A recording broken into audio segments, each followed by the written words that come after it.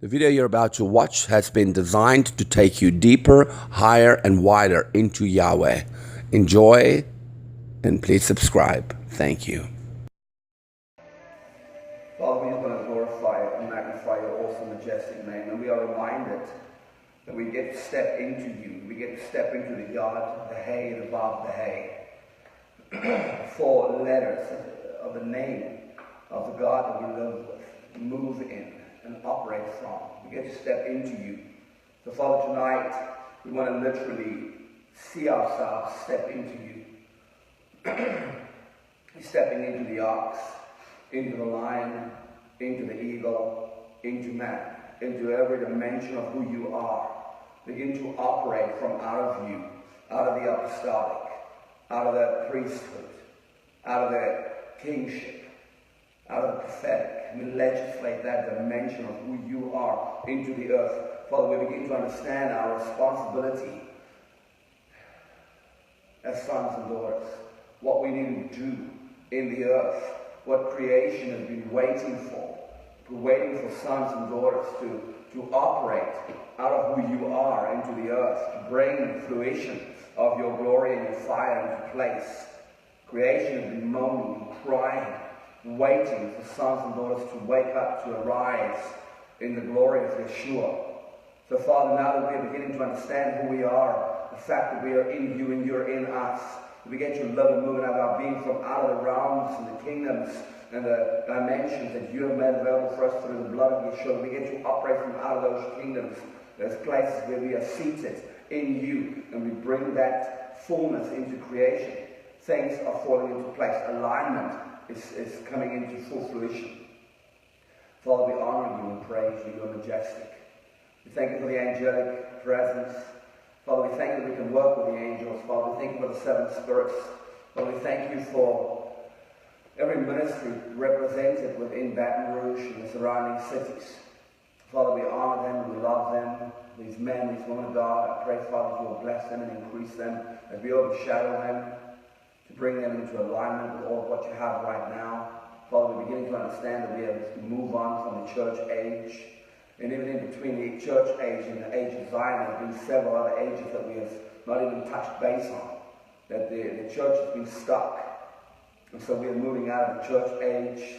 We've gone through the age of Melchizedek, the age of war, and we are in the age of Zion right now, where we're beginning to live and move and out of being out of the mountain of the Lord. Where you yourself is teaching your people, where you are echoing a voice into the hearts of the sons and daughters, to bring us to a place where we've never been before, to bring revelation and insight out of your throne into creation that's never ever touched the grounds. And we are the legislators of all of that, Father. You have opened up our hearts and our doors and gates to bring us into the perfect place for right now. And we are honored, we love you, and praise you. In the name of Yeshua. Amen. Whew. I do feel that presence. You guys feel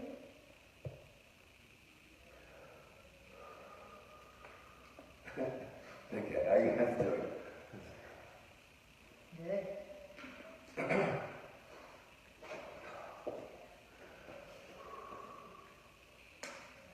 I said this last night, just to sometimes to bring who you are back into focus is really tough. You know, we've always just seen the natural and who we are in the flesh, and this is all we know.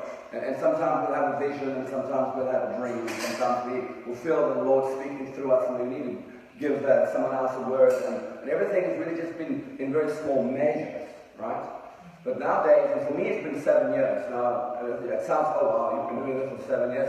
Well, in essence, I'm just a little baby in all of it. But for 7 years, I've been engaging in this measure, and I found to believe with everything in me that my spirit man has the capacity, just like Yeshua, just like Yahweh, to go into multiple amounts of realms and dimensions and even kingdoms. And we begin to understand that within the kingdom of Yahweh, or within the kingdom of heaven, there's multiple kingdoms. We begin to understand that within the kingdom of earth, there's multiple realms and dimensions. And the same with every other kingdom and every other realm that's out there. There's more than just one. I mean, if he says that we are seated in heavenly places, the logistics and the reality of that is that place places means more than one. I mean, you don't need a degree to understand that. That's just, well, you know, if you add an S to something, it multiplies. Apple, apples.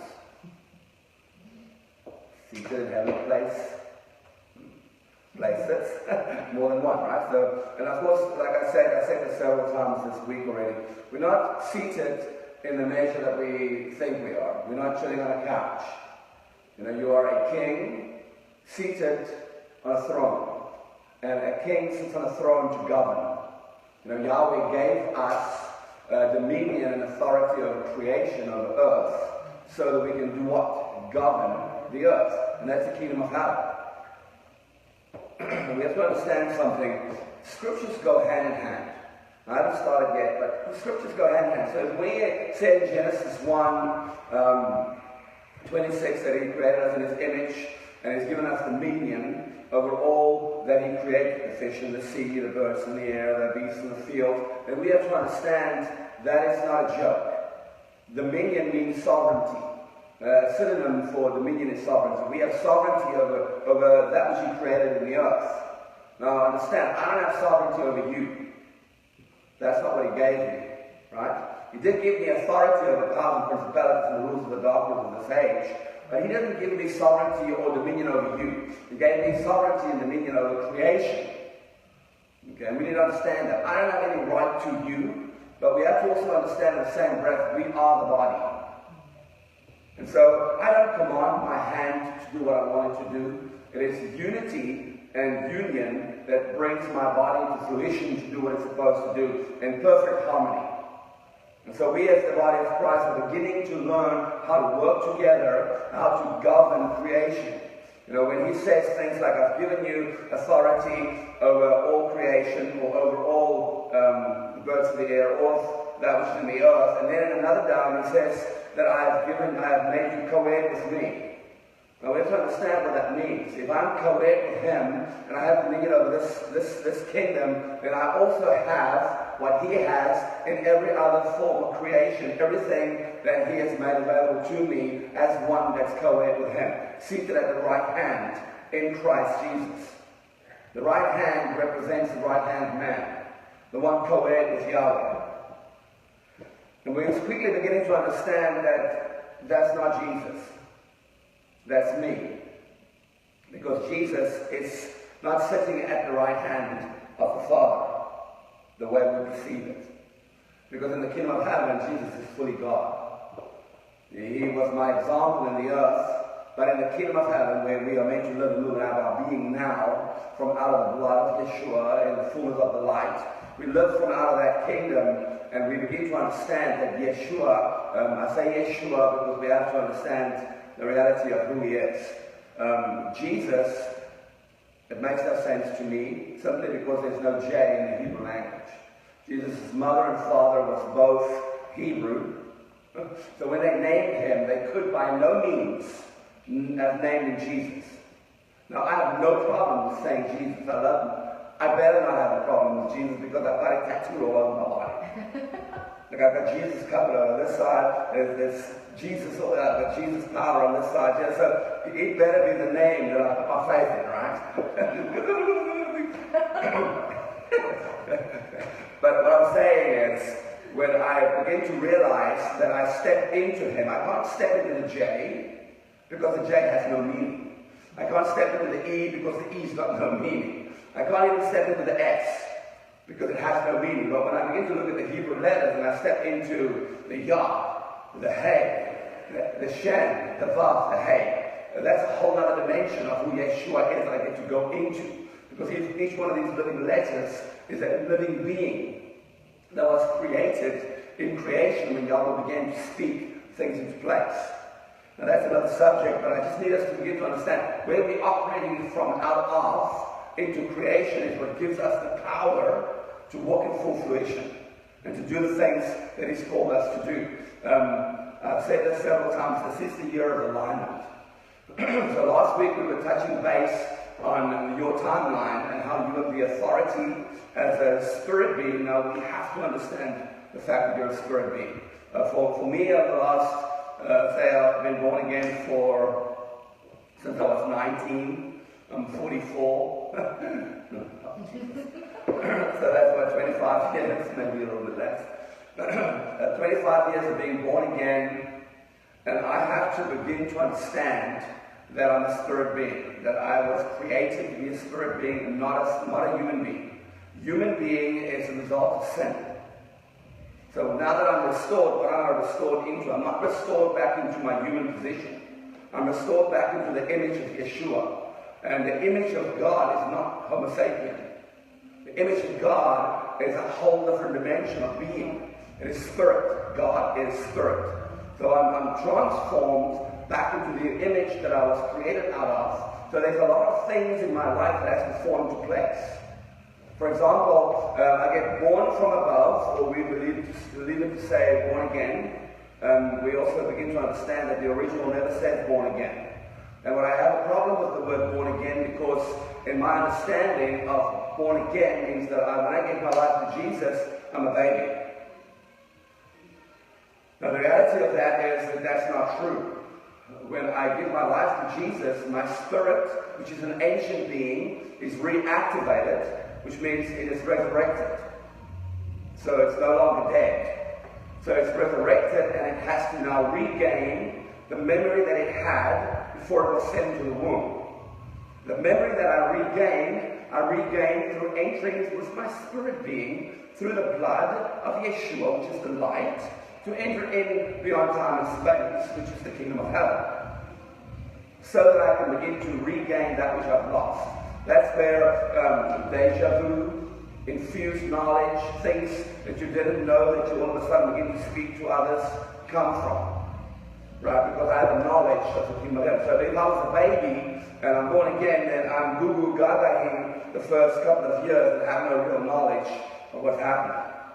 And we need to step away from that. And I mean, is that a problem really? No, it's not. Am I a baby? I guess I am, because there's much that I still need to learn. Can man teach me? I'm open for man to teach me, but the reality of everything the Father has placed in the Word is that His desire is to teach His people. Now you may say, well, that was for the Word of God, that's the Bible. Well, we are also beginning to understand that the Bible is just a very small portion of the Word of God. Right? And so if we put all our focus and all our attention just on the Bible, then we're only going to get a measure of the truth. And the reality of the truth is that it's supposed to set you free. It's supposed to make you free. And if you only have a portion of the truth, then it can't make you free. So we look at the church up to this point, and it's not free. Is it because there's lies, or because we haven't received the full truth? No, because we put all our focus on that which is written, but yet there's what is spoken and what is alive, but we haven't even engaged it. So as a spirit being, I get to engage that which is spoken, and I get to engage that which is alive. And of course, I get to engage that which is alive face to face, which is Yeshua. And of course, Yahweh. When I say Yeshua, Yahweh, Jesus, Yahweh, but when I say Yahweh, you have to understand it is God in His full capacity. But it is the name of God. We say, in Hebrew it's Yahweh, or in English it will be Yahweh. But if you spell it, it's Yahweh, Yahweh. So it's a Y-H-V-H. And so it's double hey, and each one of these letters represent a living being that takes you into a dimension of revelation regarding who Yahweh is. Exciting, right? But for me to get to all these things, what I need to do as an individual, I need to grow my spirit. How many understand that? So I have taught this many times. I might have mentioned some of what I'm teaching tonight here. But for you to grow, for you to align, for you to become what you're meant to be in this year, you have to be able to see. That's the reality. That's what Yeshua said to Nicodemus. Nicodemus. That sounds like a body part.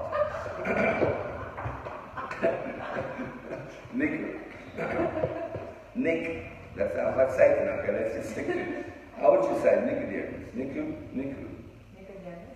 Nicodemus. We all know what I'm talking about, right? Yes. Okay, so he says to him, you have to be born again to see the kingdom. And of course the church makes it this thing, well, you have to be born again, otherwise you go to hell. Where do we get this stuff from? Jesus says, if you want life, know Jesus. Now, it's got nothing to do with getting born again. But if you do get born again, and the original is born from above, If you're born from above, which means your spirit man is resurrected, you get to see the kingdom of Yahweh, the kingdom of heaven. Right? If you understand the kingdom of heaven, it's when Paul comes and he says to the church, I have been caught up into the third heaven. And understanding that he is a Hebrew, so he didn't mean 1, 2, 3, he meant Gimel. And the letter Gimel is the third letter. Is it the third letter? The third letter of the Hebrew alphabet, which means full supply. So he didn't say, I was caught up into the third heaven, because in the Greek mind says, oh, if it's the third, then it has to be a 2 to 1. So we come to this weird conclusion that the second heaven is a demonic realm that we have to break through, and the first kingdom is earth, which is not quite wrong, but there's no demonic realm that I have to break through. The Bible tells us the kingdom of heaven is at hand. So if the kingdom of heaven is at hand, I don't have to go anywhere to get to him, right? Because it's not a visible kingdom that's here. The Bible talks about mountains on top of mountains. So how is that possible? How can be a mountain on top of a mountain? Because that's the kingdoms within the kingdom of heaven that's in a sphere that we can't see within the kingdom that we're in. Does that make sense? When you're in the kingdom of heaven, you can go up, and you can go sideways, and you can go down, and there's many different dimensions. Matter of fact, there's dimensions that we don't have in the earth. We have a first dimensional understanding, second dimensional understanding, and a third dimensional understanding. When we get to the fourth dimension, we don't even know what that means. Right? We start to touch base on the fact that the fourth dimension might be time-space continuums where there's no time and space. And if you look at the scientists, they're basically beginning to prove the fact that if you can operate at the speed of light, that you'll live out of time and space, which means you won't die and get older. But Christians have had this knowledge for years already, because I live in Christ and He's the light. I needed you to know that. So what we need to begin to understand is in my growth, in the desire the Father has for me to grow, there's things I have to do. It's not a do-do gospel, but in the same breath, your faith without works is dead. Right? So, for me to become what I need to be, I have to do certain things. And one of the things I have to do is meditate on the Word of God.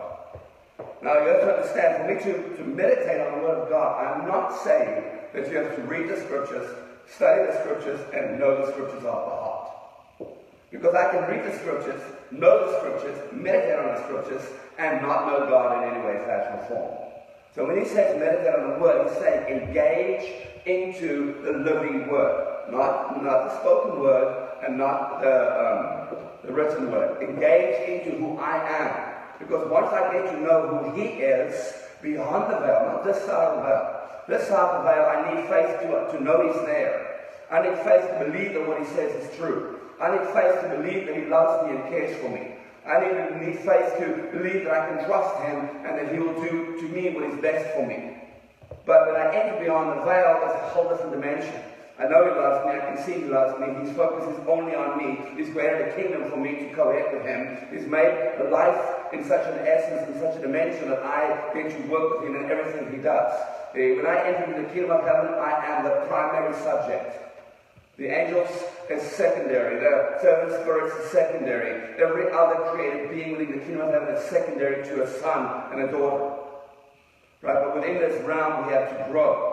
And when I get into the kingdom of heaven, and again, we are reminded I don't have to die to go into the kingdom of heaven. I've already died in Christ, and I'm resurrected through His resurrection. Therefore, I get to live in Him through everything that He gets to do from the beginning to where He is now. Now, of course, He didn't have a beginning because we received Him to be one born of God, but He's not. He's God. I say this all the time because subconsciously we think, oh well, the Bible says He's the Son of God, so Jesus is less than God. No, Jesus is God. It's the fullness of God. Right? When you go to the heavens, and I said to you before, God's not a Father, a Son, and a Holy Spirit. Like, I have a spirit, I have a body, and I have a soul, but I'm one being. God's represented in the form of a Father, in the form of a Son, in the form of a Spirit, but He's one being called Yahweh. So when I meditate on Him, I get to go into Him. That's why I live and move and have my being in Him. I get to soak off of Him, eat off Him, drink off Him, and I become like Him. And then when I'm in the kingdom of heaven, I go into his throne room to spend time with him, not because I'm perfect, but to get perfect. But that's what the blood of Yeshua was for. The Bible tells us that man shall not live by bread alone, but by every word that proceeds out of the mouth of God. Now we have to understand this was a very small portion of what proceeded out of God's mouth. Right? And again, in the same breath, if God tells me something, and I share it with you, you're going to receive what God said through me according to my perception, my understanding, and what I was taught. So what God said to me and what you hear could be two different things. And then, of course, in the same breath, you hear what I'm saying through my perception of what God said with your perception, with your theology, and what you perceive that what I'm saying is. It's going to be really complicated. But I begin to understand, because I get to live and move and have my being in him, because I get to eat of him, there's more to reading the Bible, engaging with Yeshua, praying, thank you for forgiving my sins, thank you for supplying my needs, but I get to know him personally. Because when I get to sit with someone face to face, it's much different than speaking to them over the phone. And it's much, much different than just reading a letter they wrote. I receive many messages on Facebook, and it's really tough for me to read everything that I get and understand what the questions or what they're trying to say.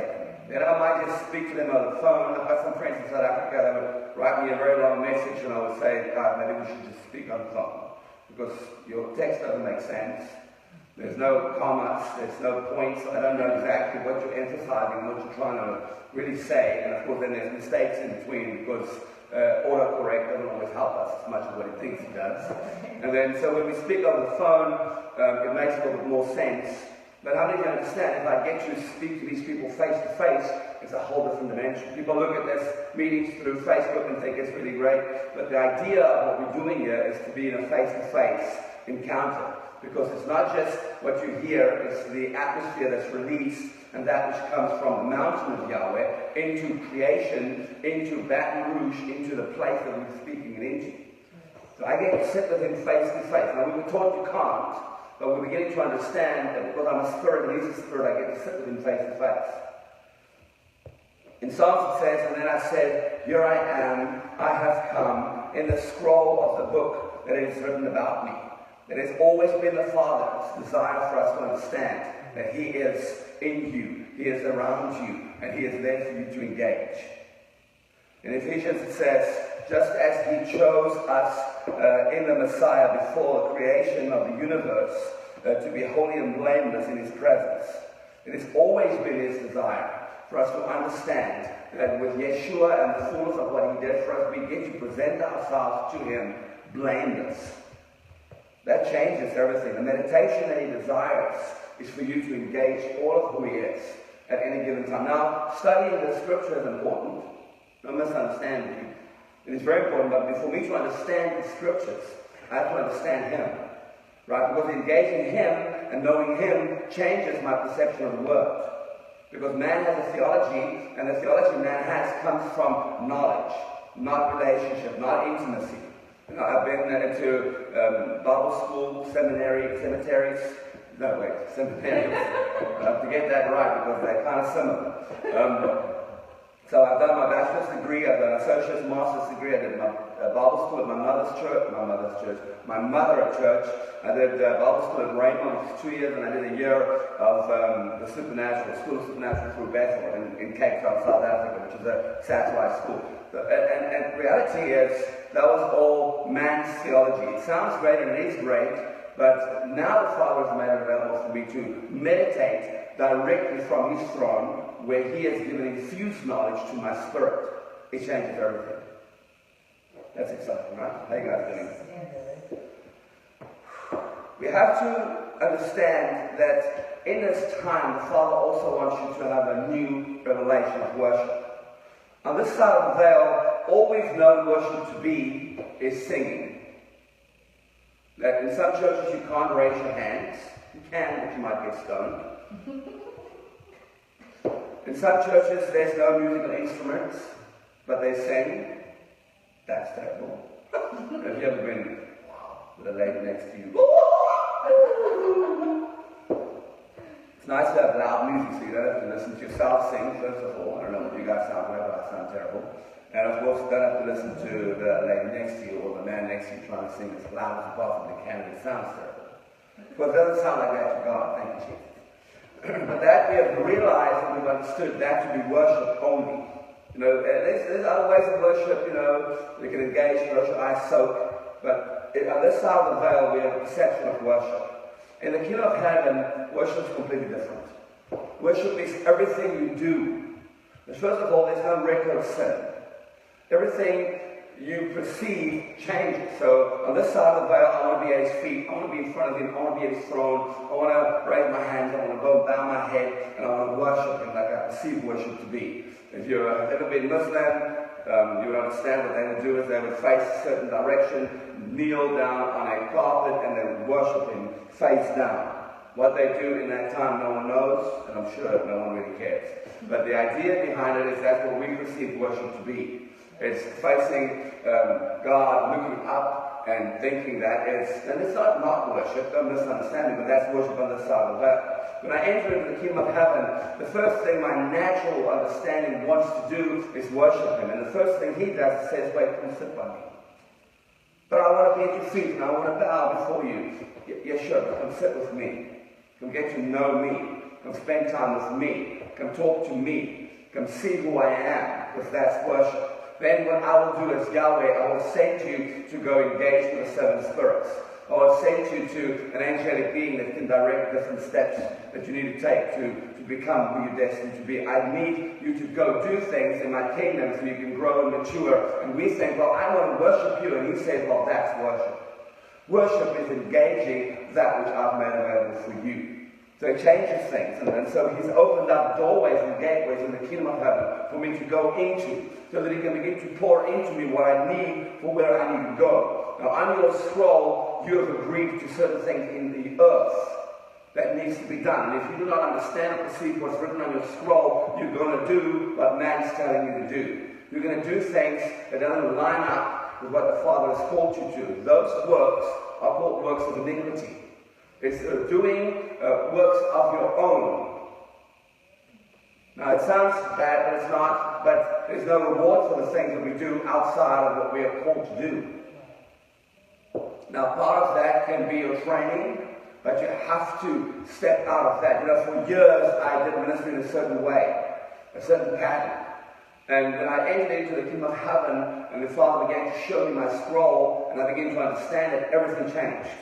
The way I used to do ministry, I had to stop doing it like that. And it couldn't just happen immediately. I had to kind of slowly work my way out of it. Because my understanding of the meeting is you pray, you preach a message. You know, it can be deep, doesn't have to be too deep, just basic. But then it's all about ministry afterwards. Praying for the sick, casting out demons. If someone dies, hasn't happened per se in my meetings yet, thank you Jesus. It's not that boring. But then you raise the dead. You prophesy over everybody. You know, we have raised the dead in our ministry a couple of times, and it's been incredible. But on my scroll, none of those things were there. Now, am I to prophesy? Yes. But do we need prophets? No, we don't. I do not need a mediator between me and my God. And we have believed that we do. But I need a prophet. I want a prophet to come confirm what the Father has said to me. Let me tell you, in my household, when I tell my kids to do something and they wait for 3 confirmations, they're going to get a big fat smack bar. But that's what the church do. The Father has told me to do this. Oh no, I need to wait for a confirmation. Well, let me tell you something. I'm sure the Father feels the same way about your confirmations.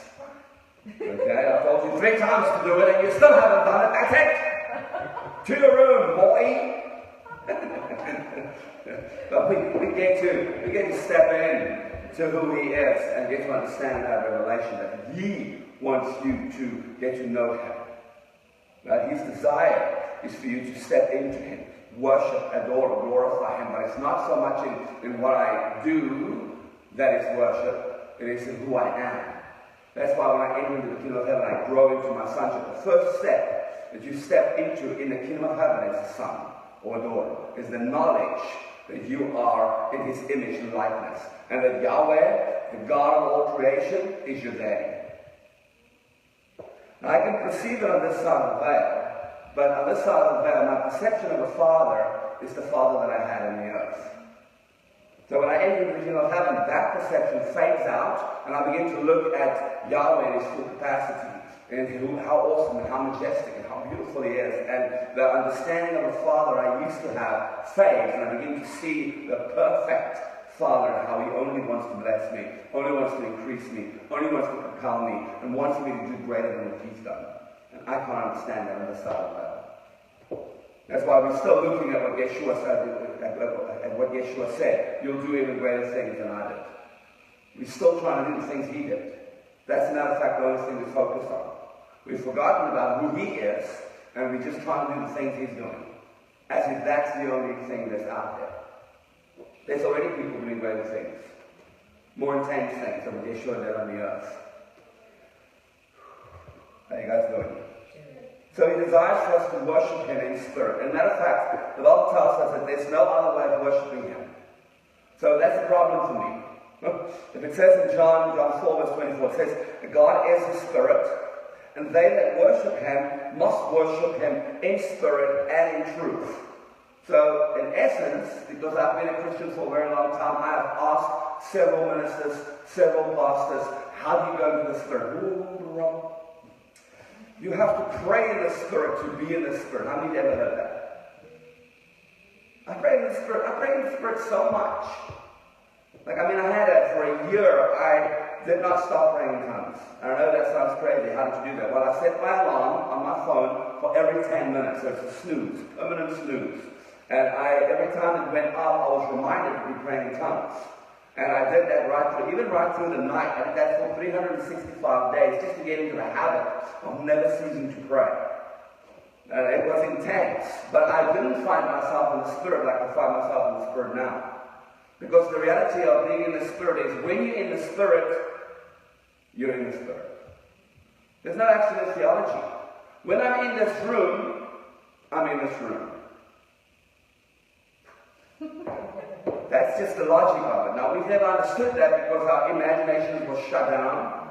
Our perception and sight was never engaged. We've never trained it. We've never been trained how to see. We've had 10 steps on how to hear the voice of God, 10 steps on how to do this and how to do that, but never 10 steps on how to see God. Because we were taught that you cannot see God, and if you do, you die. Because we do not understand the theology behind who Yahweh is and what He's made available for us. Right? So we look at men like Enoch, Moses, Elijah. They engaged Yahweh at a level that we can't even perceive, yet they didn't know Jesus. So why could they have it in the measure that they have it, but we can't have it yet? We have the fullness of Yeshua. It's intimacy, it's relationship, right? It's a gateway. The gateway into everything the Father has is worship. So when I step into the Spirit, I step into the Spirit with our divine soul and spirit, and my spirit man is free to go in. When I shift from the natural into the Spirit, I am in the Spirit realm. And that's the only place where you can worship Yahweh. So what has the church been doing over the last couple of years? Interesting question. So if we've never been in the Spirit, but you can only worship when you're in the Spirit, then what are we doing when we worship and praise God? Because this is what we're doing. And I've said this so many times, it almost sounds funny, but just say it again. God, excuse me, the creator of all things, God Almighty, come here. That just sounds crazy to me. It's like seeing the Queen in the street. Excuse me, come here. I can just hear it. Look at President Trump. Hey, you! Come here! There's just certain things in life that has a protocol. And if you step out of the protocol, then you're going to be in trouble. Or it's not going to work out for you to a measure that you want it to be. So what we do is we say God. It's one of the things we do. We call God God. Because that's what we're taught. But if there's a crowd of people, and I want to speak to Anthony and say, hey, you might turn around and say, you're talking to me? And I say, yeah, I'm talking to you. Come listen to me. I want to say something to you. Or he could just ignore me and just keep walking because it's weird. So we've been saying God to someone whose name is Yahweh. Now we get a measure of answers. We engage to a measure and he pours into it because he loves us. But he's been waiting for a couple of people to step in and to see who he really is. To see the protocol that needs to be followed so that what he wants to give us can come into full fruition. When I step into the Spirit, I open up the gateways and the doorways of interaction with him. Worship, adoration. That's why I engage the seven spirits, because one of the seven spirits is called the fear of the Lord. And the fear of the Lord brings me to an all full understanding of who he is. Because he's an awful God. Not awful like a rotten apple. He's full of awe. And I don't really know the fullness of his awe unless I've engaged him. Because in the Spirit all things are known. All things are exposed. All things are seen. And when I'm in the Spirit, I get to know him at levels that I can't perceive on the side of the veil. How are you guys doing? Of course, the Father's desire has always been for us to engage with one another. See, we have been shied away from who we are. In church, I was taught how to hug women. I have no problem with that. I understand where it comes from. I was taught that you cannot counsel a woman alone, and that makes a lot of sense to me. It's very understandable, right? And I was taught that mostly men hang with men, women hang with women, and for me personally, as a minister, I was taught you don't get too friendly with everybody because you have to be the authority. They have to come to you. So kind of keep your distance in relationship. So in essence, we don't know much about people. Nowadays, the Father has made it very clear to me that we are one. Because I look into the Spirit and I overshadow those in my classes, I overshadow those that I love, those that I want to change. I know the intimate detail of people's lives.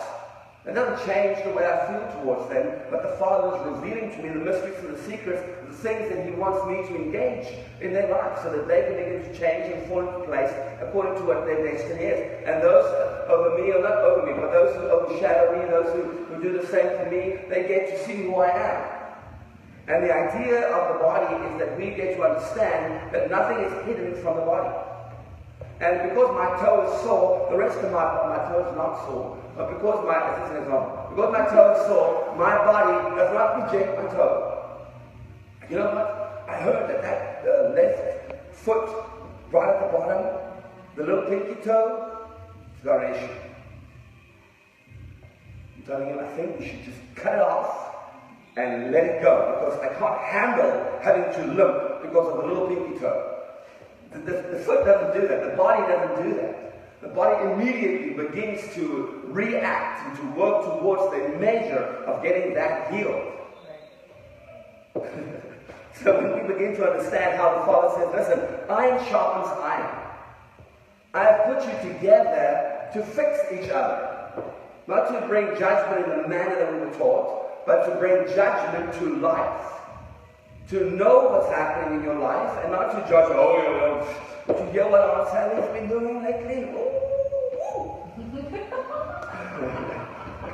See, his desire for us is to know each other intimately, not in a perverted sexual way that we fathom it how to be, but to understand that if we are the body, we have to operate and work together. You know, I look at many men out there, many women out there that have different theology to mine. And we've got the basic logistics. You know, Jesus Christ, Son of God, He's my Lord, my Savior. He came to die for my sins on the cross. The very basic logistics that we all believe in, so we're all Christian. But then we have another dimension of building that needs to take place on the foundation that everybody doesn't agree with. It's what you would call maybe the, what do you call it? Okay, I can't remember what you call it. But it's slightly different to everyone else's theology. Right? And therefore, because I don't believe what you believe, I want nothing to do with you. How many understand that's a problem? I don't engage with you because our theology is the same. I don't love you less because you don't believe in what I teach. The idea behind knowing each other and engaging and in fellowship with one another is that we are at the same body and we love each other not because of what we believe, but because of who we are. And the body of Christ doesn't get that. I was speaking to a guy earlier tonight, and he says to me, he says to me, so what faith are you in? I said, I'm a Christian. And he says, oh, okay. I guess, I don't know, I'm also a Christian, but I'm actually Baptist. I'm like, yeah, you're a Christian. We kind of believe the same thing, except, little small things that really makes no difference. Right? I mean, is Roman Catholics Christian? I don't know. Some of them really are. Some are not. But then some Christians are not Christians. Right? It's not about what you perceive in the theology you know. It's about your decision in your heart to accept Yeshua as your Lord and Savior. Now there's all kinds of things that can go into that, but the Father wants us to come together, He wants us to understand that for you to honor me, you have to see my life. If you can't see my life, then it's your responsibility to engage Him deeper. Because when you enter into the Spirit, all things are exposed. And I should be at the place in my walk with Yahweh where I don't mind you come into my life and see whatever you want to see. Is there issues? Yeah. Ask my wife. But you have issues? Oh my God. Woo! Help me, Jesus. And of course, the Father's desire, I'm trying to hurry up as quick as possible. Of course, the Father's desire for us is to understand what it means to pray in tongues. Now, there's a theology, and it's true, you don't have to speak in tongues to go to heaven. Please understand it.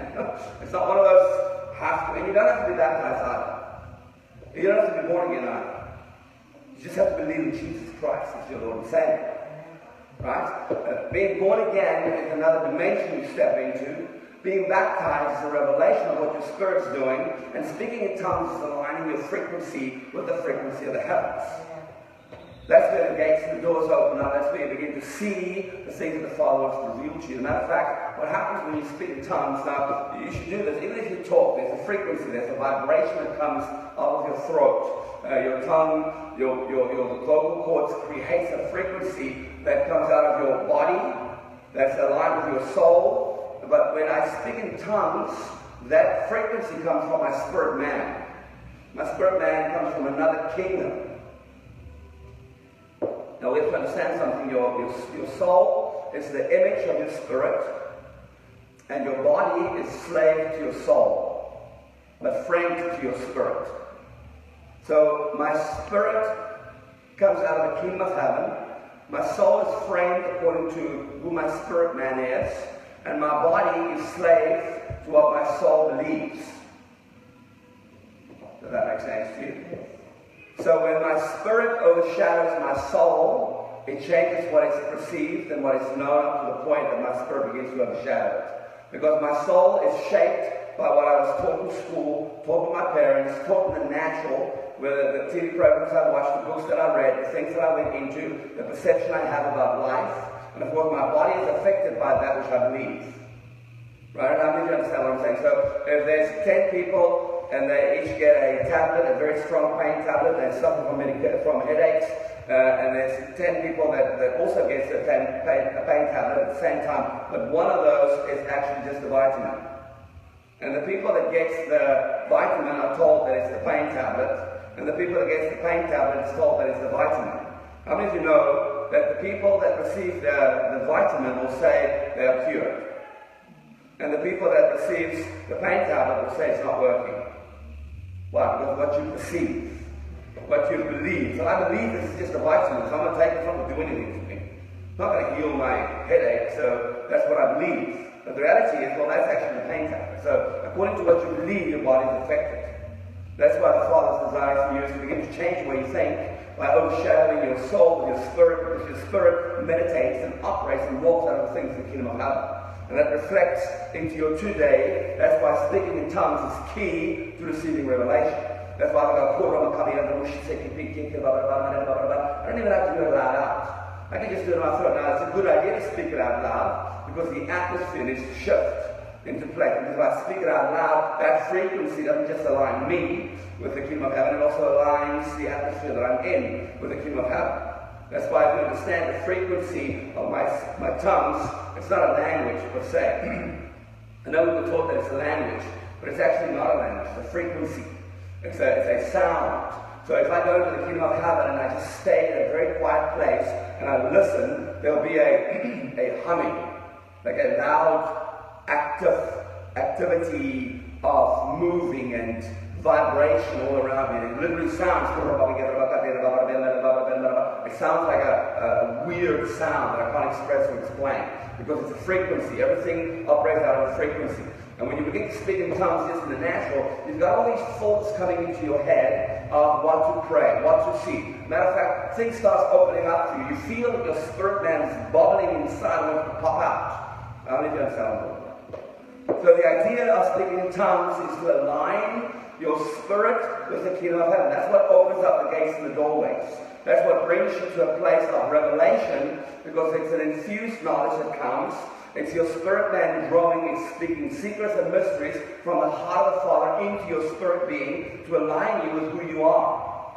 Now that's an incredible dimension that shifts us into place, because I get to do that as what the Holy Spirit brings into my life. But the key to speaking in tongues is to go to a high place.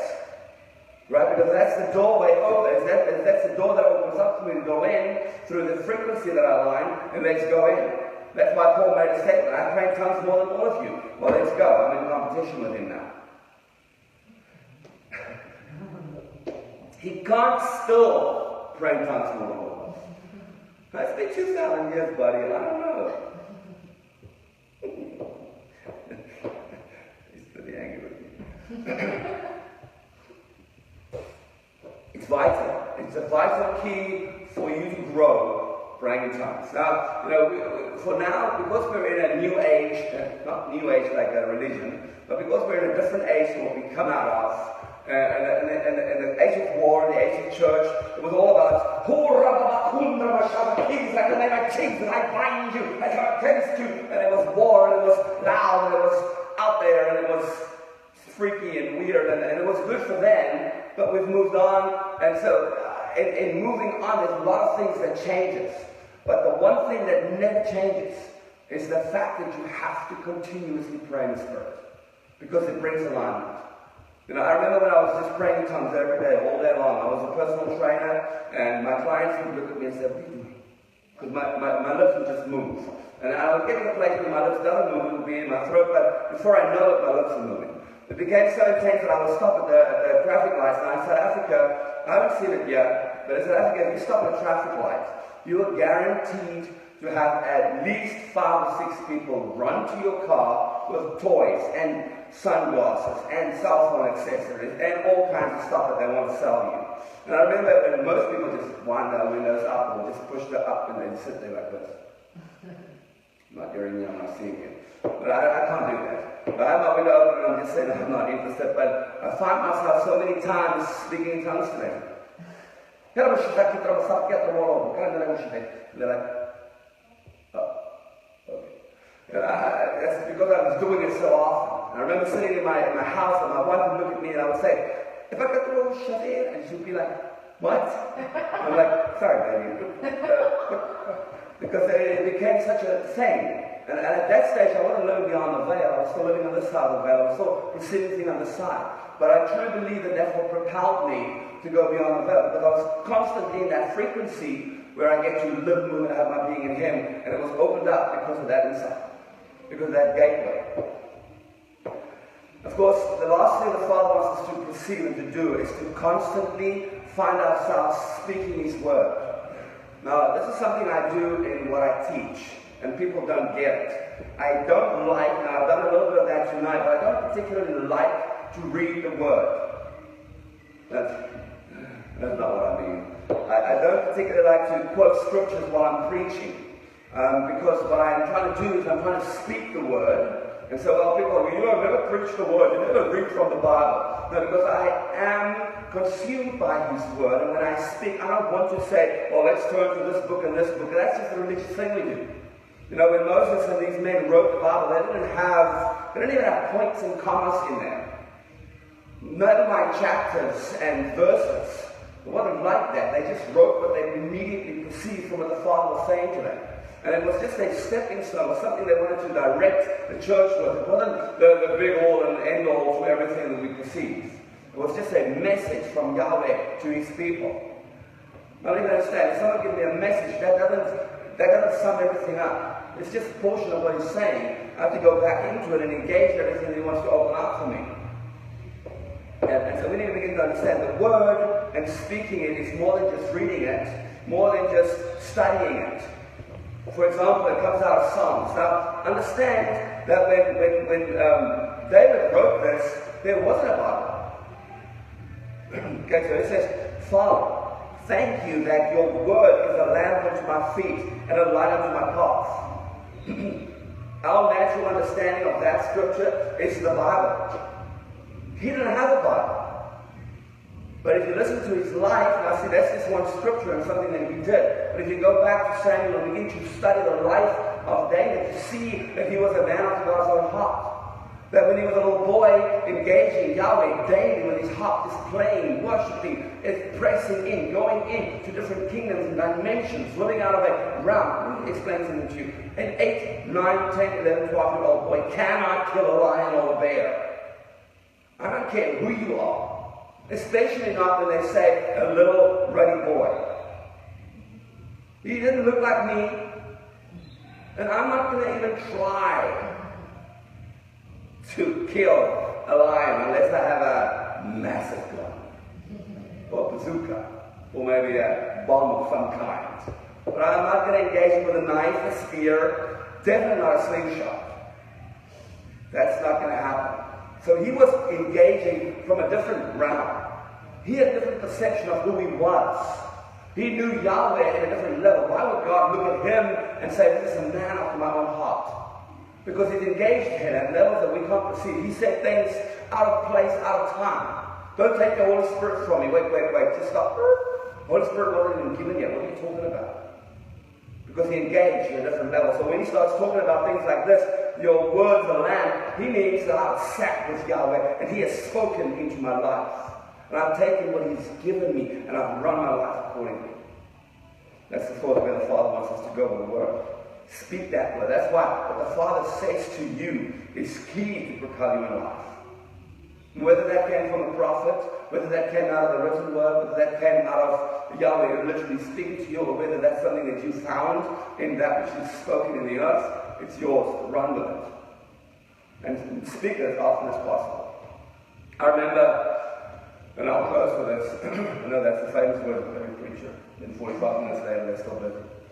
But a friend of mine, when I gave my life to Jesus, he came into the room and we were busy doing a homestyle meeting. We were talking about Jesus. He was all stoned and I don't know what else he was. But he came into the room and we were like pushing him to give his life to Jesus. And he made a statement. He said, I will give my life to Jesus just before I die. That's famous words for most people, right? I'm going to enjoy my life and I'll give my life to Jesus just before I die. So several years later, he started working for a friend of mine that was assistant to a preacher that I value, still do, and honor very much. So we're in this meeting, myself and my fiance, which is now my wife, and the preacher is prophesying over this specific friend of mine, saying that Satan is going to try and kill you, but he won't be able to prophesy this. It's recorded. He's got the recording, massive other words, spoken over his life, powerful things. He takes this recording with him, his mom gets it, he gets a written, they write it out for him and give it to him. And eventually, this friend of mine starts working for him in his company. They decide one night to go out to a place, I don't know where they went to, and in their return, they want to come to the company, he needs to get his car, and they're in this massive car accident. They both suffered the exact same injuries. Basically, the exact same thing happened to both of them. One out on this side of the car, one out on that side of the car, and they had the same injuries. Brain, the rib cages, the ribs were ripped off the rib cages. There was all kinds of internal bleeding. It was hectic. But one,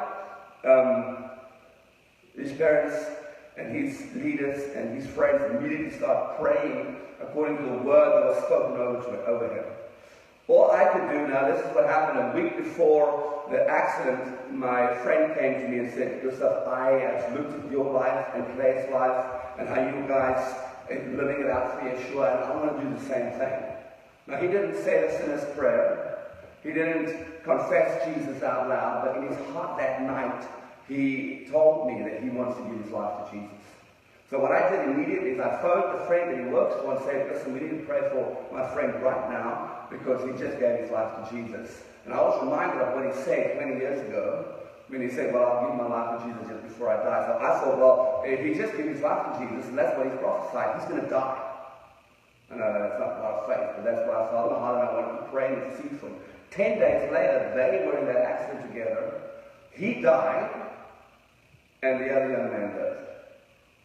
The prophecy that he gave himself said that before I give my life to Jesus, or once I give my life to Jesus, I'll give my life to Jesus just before I die. And the other one was told that Satan wants to kill you, and when you're in this accident, you should be dying, but yet because of the word of God spoken over you and in you, you will live.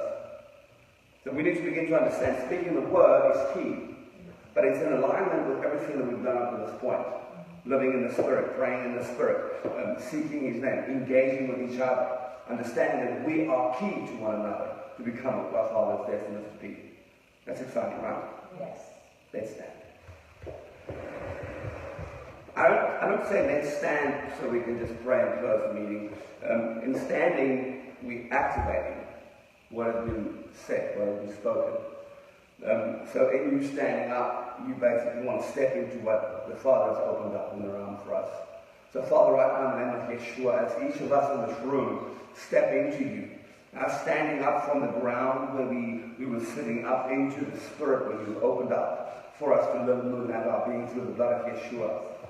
I pray that everyone in this room from this moment on will begin to grow their spirit man, living, moving, having all who they are on that side of the veil in you. Seated in different heavenly places, on their thrones, understanding who we are in you, and operating and legislating the fullness of your glory into place in the earth.